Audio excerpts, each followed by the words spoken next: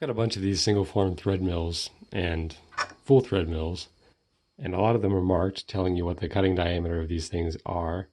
And this one is a real one. It's from a company called Vargas, which is made in Israel. I can't see it on the camera here, but I'll put a picture of it up. This one clearly looks like it was marked by a rotary, but I think some of these may not be as fancy and they may just be engraving them flat. This one is from Online Carbide. I can't really make out that one on the camera either. But if you don't know the diameter of this cutting edge here, that little tiny thing with 3 flutes, they aren't very valuable. So it's going to benefit me to mark some of these, like this one that I bought from eBay with a 180 cutting edge. I want to know how large that is, and I want to be able to have it loose somewhere and still know how large it is. Currently, I've just got it in a case that I put a label on that says 180 diameter, and I'd like to know things like the neck diameter and maybe even the threads that it'll cut. And this one happens to be a 20 to 56 thread per inch tool. So I've got my improvised V block here, and I'll put these aside for the moment. Those are already marked, but I didn't do it. Set that in its little cradle. I don't know if this will work. This could be just a mess of marking. I don't want it to be a destructive mark. They don't go very deep at all. Again, here's the Vargas, but you can't see too much of it unless you catch it in the right light. But you don't want much of a mark on this. I'm going to try to mark it at 150 millimeters per second, 10% power, and 40 kilohertz frequency. And this is just carbide. So if I light this up, I'm not going to show the contour. I'll jump over to the computer for a second. So that's what I'm going to do.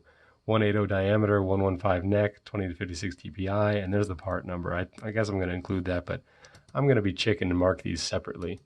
So I'll just select the top edge, the top marking now. So I'm not going to use the contour. I'm just going to light it up as a box. Try to put it over the center. And to catch the top of this, I didn't use my little dots. I used a caliper and just kind of winged it so it looked like it was about 18 millimeters tall. We'll find out if this is going to work. That looks kind of close.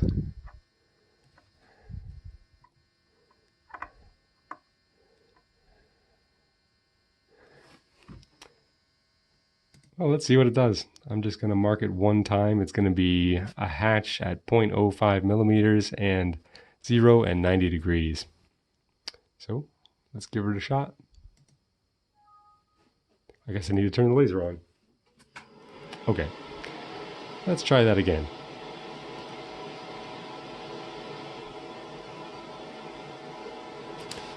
Well, it was fast. That looks perfect. A little bit stretched out, but that looks great. I can't feel it, so that's good. It's not rubbing off, so that's good. Well, I'm happy with that. I wasn't sure if I'd be able to do that and it'd just be completely garbled without having the rotary indexer, but it looks pretty good. I'm going to try another. So this tool is from the same manufacturer. It's called a corner rounding end mill. It's also carbide, has 2 ends, but if you can see the shank, it's got no markings on it.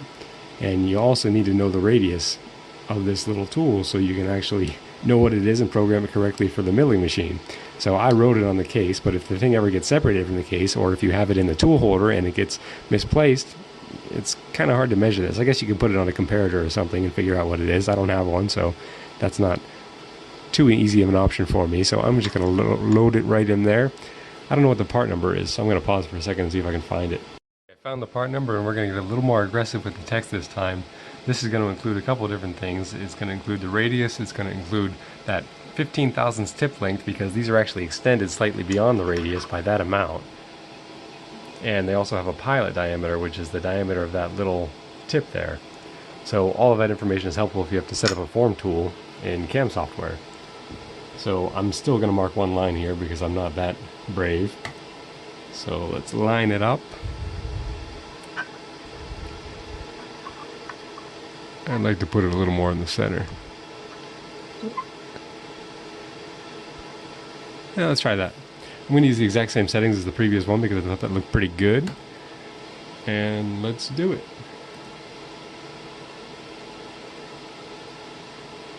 Caught it a little bit to the top side, didn't I? It looks great though. Looks really good.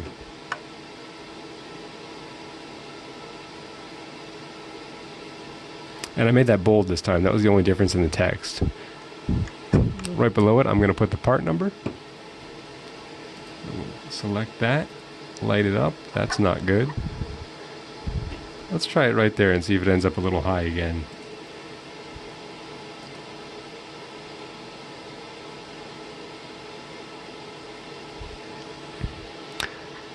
Yeah, that looks excellent.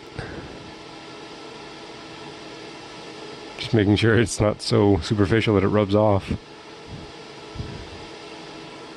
Well, these settings look pretty good. So, just to repeat them so I don't forget them. I've got one loop, 150 millimeters per second, 10% power, and 40 kilohertz frequency, and this is some kind of carbide. Micrograin carbide, I think is what they call it. Well, I'm going to do a couple more of these, but I'm pretty happy with the settings, so maybe that'll be interesting. Here's another one, and I'm going to mark M4 0.45 to 0.80 millimeters. Same settings. I think this is the same shank size. I think these have all been 3/16 shanks. I guess I probably should have paid more attention to that and changed it if it were larger.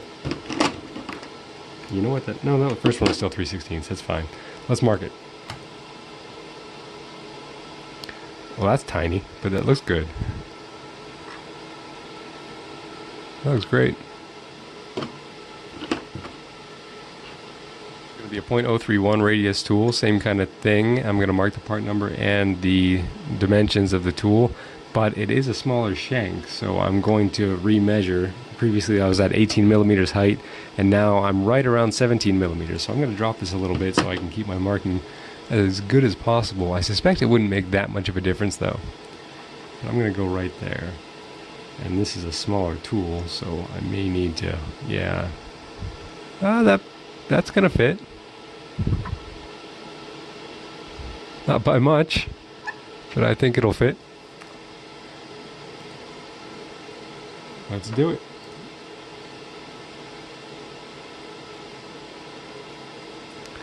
Looks good. Little rotation. And let's do the part number right below it.